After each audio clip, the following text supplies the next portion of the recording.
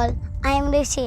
I am studying second standard at Oxford Metric Higher Secondary School. Thought for the day.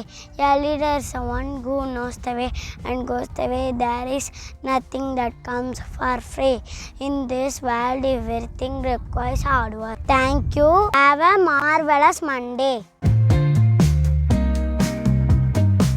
அனைவருக்கும் இனிய காலை வணக்கம். என் பெயர் ராகவி. நான் ஆக்ஸ்போர்ட் மெட்ரிக் மேல்நிலைப் பள்ளியில் 4ஆம் வகுப்பு படிக்கிறேன். இன்றைய குறள்: நிறையுடைமை நீங்காமை வேண்டின் பொறையுடைமை போற்றி ஒழுகப்படும்.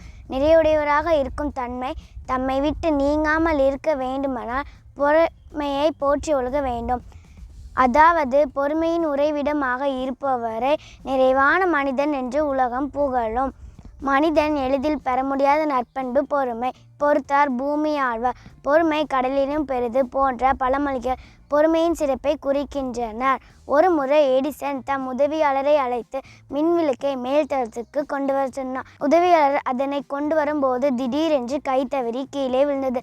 சற்றும் மனம் தளராத எடிசன் மற்றொரு மின்விளக்கை உருவாக்கினார். அதனை அதே உதவியாளரிடமே கொடுத்து மேலே எடுத்து வர செய்தார்.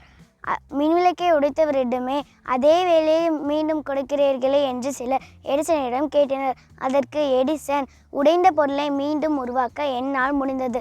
ஆனால் உதவியாளரின் மனதை காயப்படுத்திவிட்டால் என்னால் சரி செய்திட முடியுமா என்றார் எடிசன். எடிசனின் பொறுமை குணமே அவருக்கு வெற்றியை பெற்று தந்தது. நிதானித்து செல்லும் பாதை சரியான இடம் போய் சேரும். பொறுமை என்னும் ஆயுதம் கொண்டு வாழ்வை பொக்கிஷமாக்குவோம். நன்றி, வணக்கம்.